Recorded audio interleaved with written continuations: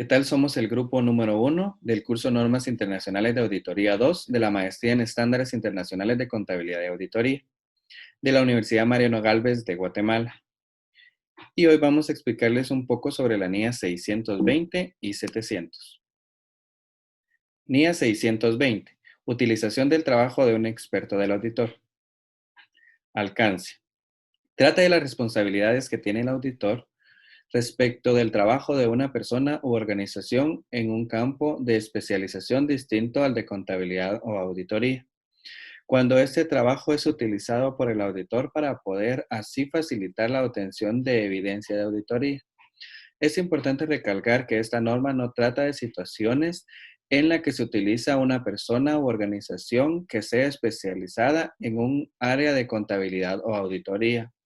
Tampoco en situaciones en que se utiliza una persona u organización que sea un experto de la dirección.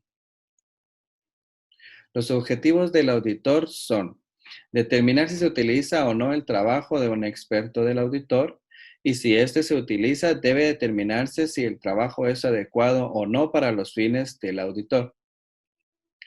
Dentro de las definiciones podemos encontrar experto del auditor. Es una persona u organización especializada en un campo distinto al de la contabilidad o auditoría, cuyo trabajo es utilizado por el auditor para facilitarle la obtención de evidencia de auditoría. Especialización. Son las cualificaciones, conocimiento y experiencia en un campo en concreto. Algunos ejemplos: las estimaciones de reservas de petróleo y gas, la valoración de instrumentos financieros complejos, terrenos y edificios, así como maquinarias, joyas, obras de arte y antigüedades. Experto de la dirección. Es una persona u organización especializada en un campo distinto al de la contabilidad o auditoría, cuyo trabajo es utilizado por la entidad para facilitar la preparación de los estados financieros.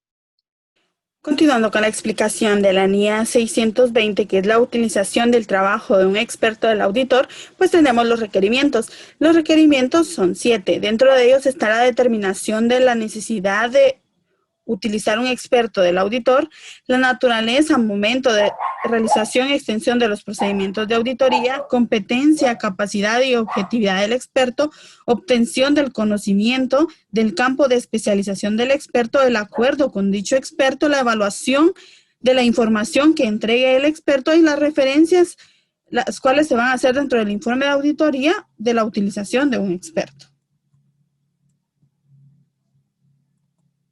El punto 1, la determinación de la necesidad de un experto del auditor. Dentro de este punto vamos a realizar lo que es la obtención del conocimiento de la entidad y su entorno, incluyendo el control interno, la identificación y valoración de los riesgos de incorrección material, las respuestas a los riesgos que se hayan identificado, la aplicación y diseño de procedimientos posteriores a responder los riesgos y las afirmaciones identificadas, y la evaluación de la suficiencia y adecuación de la evidencia de auditoría obtenida. Dentro de este punto, que es prácticamente la planificación del trabajo de auditoría, pues vamos a considerar si es necesario por el giro o por la determinación del campo donde se desenvuelve la entidad, es necesario poder contratar o utilizar los servicios de una persona especializada en algo distinto a la contabilidad y auditoría. El punto 2 es la naturaleza, momento de realización y extensión de los procedimientos de auditoría.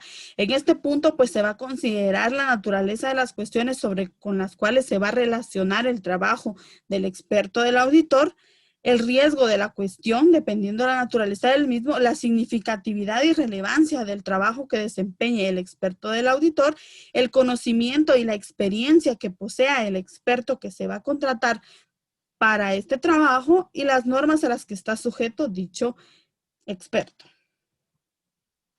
También evaluaremos la capacidad, competencia y objetividad del experto. En este punto, pues vamos a considerar el currículum de este experto, la experiencia laboral que haya tenido, la organización profesional. Dentro de la organización profesional, pues vamos a considerar el grado de conocimiento que éste tenga, pues también las normas en las cuales éste se rige. Por ejemplo, si en este caso, pues el experto es parte de la firma o red de auditoría, pues debe de regirse por las mismas políticas y procedimientos establecidos dentro de la firma y la objetividad del trabajo. Dentro de la objetividad, pues vamos a evaluar que este experto no tenga ninguna relación con la entidad que estamos auditando o bien para poder evitar el tipo de conflicto de intereses o alguna otra situación que se pueda dar. También consideraremos la obtención del conocimiento o especialización del campo del experto contratado, la especialización, el campo donde éste se desenvuelva, los requerimientos legales o disposiciones a las cuales está sujeto, el campo en donde éste pues está especializado y la naturaleza de los datos que se van a obtener de los estados financieros de esta evaluación. Acuerdos con el experto del auditor. Dentro de los acuerdos con el experto del auditor, pues estos serán plasmados de forma escrita, en la cual se establecerá el alcance y los objetivos que el auditor espera obtener del experto del auditor, la información a la que se debe tener acceso para realizar este trabajo, las funciones y responsabilidades directamente establecidas en este acuerdo del experto, la aplicación de requerimientos legales, la complejidad del trabajo que se va a realizar y la extensión del trabajo. Dentro de la evaluación de la adecuación del trabajo del experto, en este punto, pues ya se ha finalizado, ya se ha contratado al experto del auditor. En este punto, él ya nos entrega el informe final del trabajo que él realizó de dicho rubro específico o del giro de la entidad, en el cual pues el auditor no tenga conocimiento y por eso utilizó a un experto como tal. Dentro de esto, el auditor pues aplicará procedimientos establecidos para poder evaluar este trabajo considerando la relevancia y la razonabilidad del trabajo presentado, la hipótesis y métodos significativos aplicados y que las hipótesis pues hayan sido comprobadas como corresponde, la integridad y exactitud del trabajo que se vea reflejado dentro de la situación financiera de la entidad. Dentro de la evaluación y la adecuación, pues también el auditor puede participar o alguien que corresponda al equipo del encargo puede participar observando e indagando con el experto el trabajo que éste está realizando. El último punto es la referencia al experto dentro del informe de auditoría. Como bien sabemos, el informe de auditoría o la opinión que se emite en este informe es responsabilidad directamente del auditor que está realizando el trabajo de auditoría, pero existen ciertos lineamientos en los cuales establece que se debe hacer referencia a la utilización del experto, como pueden ser las disposiciones legales y reglamentarias que estén establecidas en el país en donde se está realizando la auditoría, o bien que se haga una referencia, pero que esto no indique que se minimiza la responsabilidad del auditor, en donde únicamente pues se haga una observación para que los usuarios de los estados financieros puedan comprender de una mejor manera la opinión emitida. NIA 700. Formación de la opinión y emisión del informe de auditoría sobre los estados financieros. Alcance. Trata de la responsabilidad que tiene el auditor de formarse una opinión sobre los estados financieros. También trata de la estructura y contenido del informe de auditoría emitido por un auditor como resultado de una auditoría de estados financieros. La norma está redactada en el contexto de un conjunto completo de estados financieros con fines generales. Los objetivos del auditor son la formación de una opinión sobre los estados financieros basada en una evaluación de las conclusiones extraídas de la evidencia auditoría que se haya obtenido.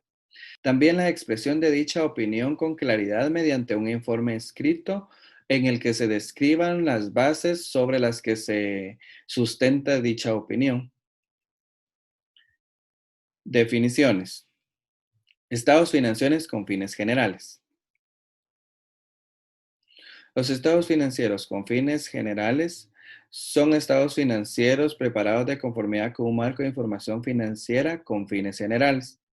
El marco de información con fines generales es un marco de información financiera diseñado para satisfacer las necesidades comunes de información financiera de un amplio espectro de usuarios.